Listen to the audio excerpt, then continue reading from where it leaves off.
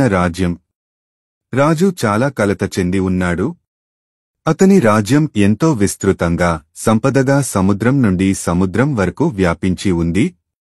దేవుడు ఈ భూమికి సస్యశ్యామలం చేసే భూమిని, సమృద్ధిగా వర్షాలను ఇచ్చాడు.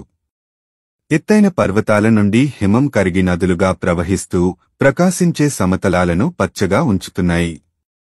భూమి లోపలి నుండి త్రోవలుగా ఊగుతున్న నీటి ఓటలు పల్లెలను తడిపించాయి. ఉద్యానాలు ఒక చివర నుండి మరొక చివర వరకు రాజ్యాన్ని అలంకరించాయి. పండ్లతో నిండిన చెట్లు, అన్నపానీయాలతో నిండిన క్షేత్రాలు కనిపిస్తున్నాయి. కాని ప్రజలు ఆనందంగా లేరు. పంటలు బహుతుగా ఉన్న దేశంలో ఆకలి రాజ్యమేలుతోంది. మార్కెట్లలో సరుకులన్నీ ఉన్నాయి, కాని వ్యాపారులు మోసం చేస్తున్నారు. సైనికులు దొంగలుగా మారిపోయారు. నైతికతకు రక్షకులుగా ఉన్నవారు అత్యాచారులను అణచేందుకు విఫలమయ్యారుతున్నారు. రాజు గ్రాండ్ వజీర్ను పిలిచాడు. రాజు తన ప్రధానమంత్రి గ్రాండ్ వజీర్ ను పిలిపించి ప్రశ్నించాడు. నా ప్రజలు ఎందుకు ఇలా బాధపడుతున్నారు? దేవుడు నా భూమికి సమృద్ధి దయచేశాడు, కాని నా ప్రజలు పేదరికంలో మునిగిపోయారు. దేవాలయాలు, మసీదులు భక్తులతో నిండిపోయాయి, కాని ప్రతి మూలలో ద్వేషమే నిండిపోయింది. ఎందుకు? గ్రాండ్ వజీర్ కాసేపు ఆలోచించి తన ముడతలు పడిన ముఖంపై మరింత ఆలోచన వెలుగులు ప్రసరించగా చెబుతూ అన్నాడు. ప్రభూ, మీ అనుమతి ఉంటే మీ ముందే ఈ దేశాన్ని కబళిస్తున్న సమస్య ఏంటో చూపిస్తాను. రాజు ఆసక్తిగా అడిగాడు, ఏం చేయాలనుకుంటున్నావు? వజీర్ సమాధానం ఇచ్చాడు. ప్రభూ, 2 భోజన విందులను ఏర్పాటు చేసే అవకాశం ఇవ్వండి. మీరు స్వయంగా హాజరవ్వాలి. అప్పుడు మీకు మా రాజ్యంలో ఉన్న అసలు సమస్య ఏమిటో అర్థం అవుతుంది. చాడు. మొదటి విందు స్వు మరియు అధికారులు మాత్రమే ఈ విందుకు రావాలని ప్రకటన పంపించాడు.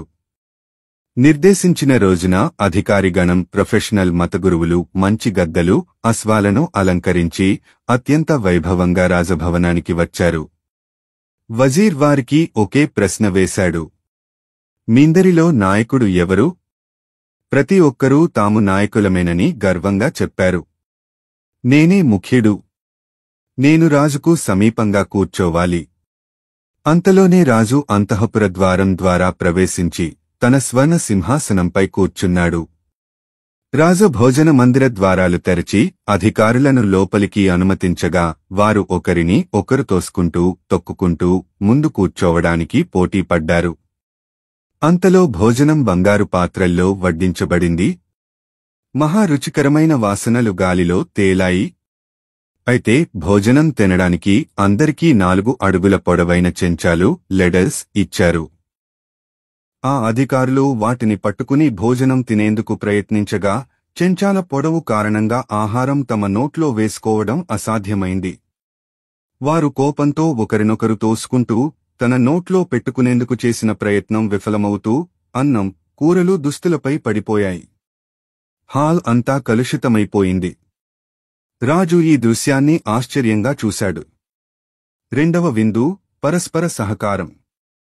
మరుసటి వారంలో 2వ విందు కోసం ఆహ్వానం పంపబడింది.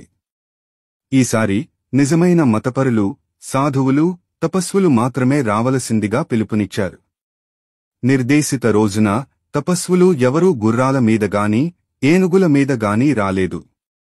వారు నడుచుకుంటూ వచ్చారు, స్వచ్ఛమైన తెల్లని వస్త్రాలలో, హృదయాలు పావనంగా.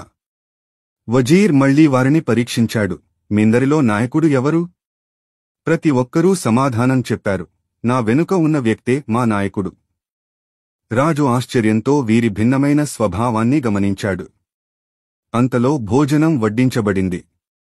మరియు మొదటి విందు వలనే పొడవైన చెంచాలను అందించారు. అయితే ఈసారి ప్రతి వ్యక్తి ఎదురుగా కూర్చున్న వారిని తినిపించడం ప్రారంభించాడు.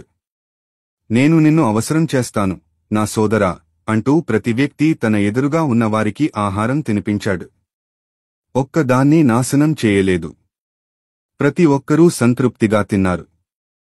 రాజు ఈ దృశ్యాన్ని చూస్తూ తన లోపల ఏదో వెలుగు ప్రసరించినట్లు అనిపించింది.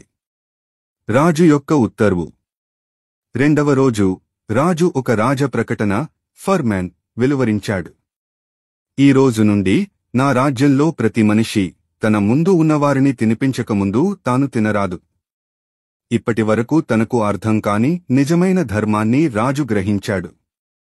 సహాయం, నైతికత, పరస్పర ప్రేమతోనే సమాజం వికసిస్తుంది. ఈ కథ తరతరాలకు ప్రేరణగా నిలిచింది. ధర్మం అనేది తలుపులు దాటి ప్రవర్తించే విధానమే, ప్రార్థనలు పాడే గొంతుకలు కాదు.